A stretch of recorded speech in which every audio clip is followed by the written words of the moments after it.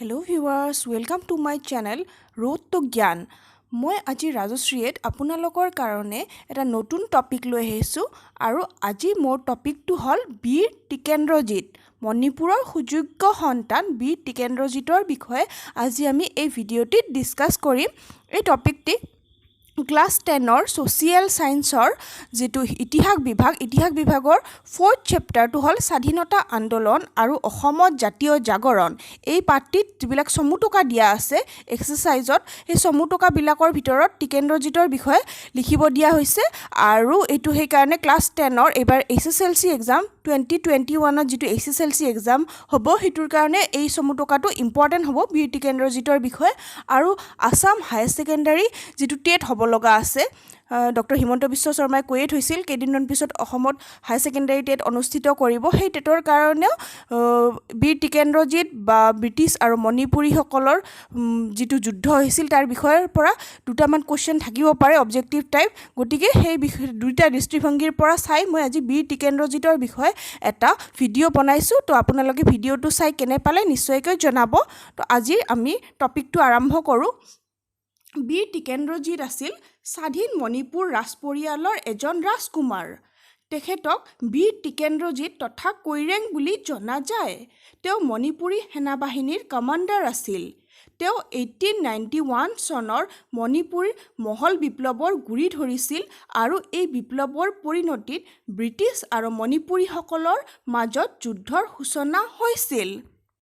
1886 চনত মহাৰাজ চন্দ্ৰপ্ৰকাশৰ মৃত্যুৰ পিছত তেওঁৰ পুত্ৰ সুৰচন্দ্ৰ সিংহই তেওঁৰ উত্তৰাধিকাৰী গ্ৰহণ কৰে। সিংহাসনত বহা নতুন ৰজাৰ শিৰৰ মুকুট হস্তক্ষেপ কৰিবৰ বাবে আগৰ দৰে এইবাৰো সিংহাসনত বহাৰ ক্ষমতা ৰখা কোনো কোঁৱৰৰ দ্বাৰা অভিসন্ধি ৰচা হ'ল।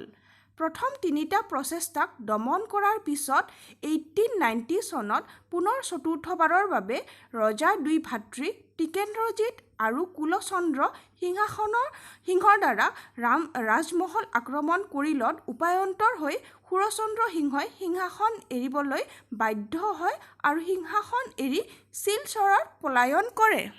ৰজাৰ সৰু ভাতৃ কুলচন্দ্ৰ সিংহই পৰৱৰ্তী ৰজা হৈ ককায়েক টিকেন্দ্ৰজিতক মণিপুৰী সৈন্যবাহিনীৰ সেনাপতি পদ প্ৰদান কৰে। দায়িত্বৰ প্ৰতি শ্ৰদ্ধাশীল টিকেন্দ্ৰজিতে মণিপুৰী সৈন্যৰ এক সবল গোট তৈয়াৰ কৰে। এইবোৰৰ মাজতে এবাৰ পুনৰ সিংহাসন অধিকাৰৰ আশাৰে সুৰচন্দ্ৰ সিংহই দূৰৈৰ পৰাই ইংৰাজৰ সহায় ভিক্ষা বিচাৰে। ইংৰাজে যুৱৰাজ কুলচন্দ্ৰ সিংহক ৰজা হিচাপে পুনৰ মান্যতা প্ৰদান আৰু টিকেন্দ্ৰজিতক পৰিয়ালকেন্দ্ৰিক খৰিয়ালৰ মূল দোষী হিচাপে শাস্তি প্ৰদানৰ বাবে মণিপুৰলৈ ইংৰাজ সৈন্যবাহিনী পঠিয়াবলৈ আগবাঢ়ে।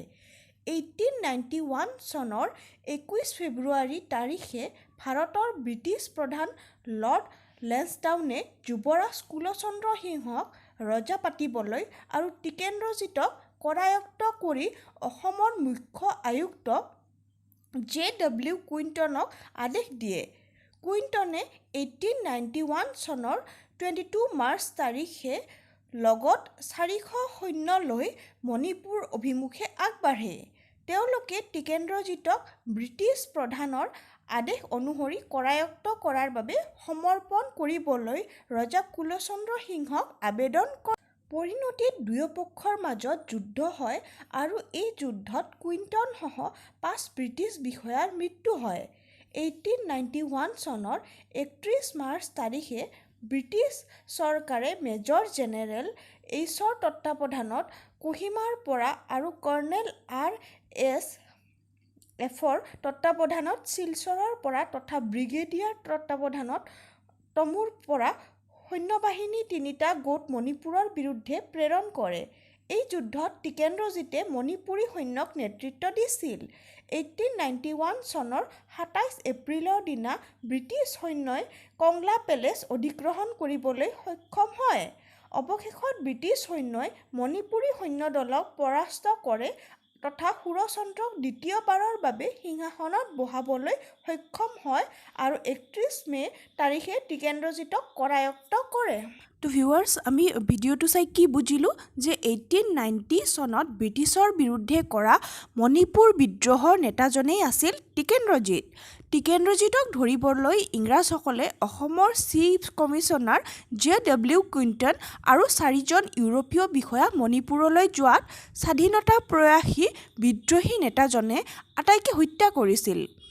কিন্তু ইংৰাজৰ শক্তিশালী সৈন্যই টিকেন্দ্ৰজিৎক ধৰিবলৈ সক্ষম হৈছিল আৰু ব্ৰিটিছৰ বিৰোধিতা কৰাৰ অপৰাধত টিকেন্দ্ৰজিৎক ফাঁচি দিয়া হৈছিল। তো মণিপুৰৰ বীৰ সন্তান টিকেন্দ্ৰজিৎৰ বিষয়ে আমি এইখিনি জানিলেই আমাৰ বিষয়ে সাফিচিয়েণ্ট হ'ব। ক্লাছ 10ৰ যিবিলাক ষ্টুডেণ্ট আছে মেট্ৰিকৰ সিহঁতে এইখিনি পঢ়িলেই তোমালোকে চমু টকাটো লিখিব পাৰিবা আৰু চমু টকাত বেছি নম্বৰ নাথাকে, 3 নম্বৰ হায়েষ্ট থাকিব। তো 3 নম্বৰৰ কাৰণে তোমালোকে এইখিনি লিখিলেই হ'ব। আৰু যোনে যোনে এই ভিডিঅ'টো চাই ভাল পাইছে সিহঁতে নিশ্চয়কৈ লাইক কৰিব আৰু কমেণ্ট কৰিব। তো আজিৰ ভিডিঅ'টো ইমানতে সমাপ্ত কৰিলোঁ। Thank U.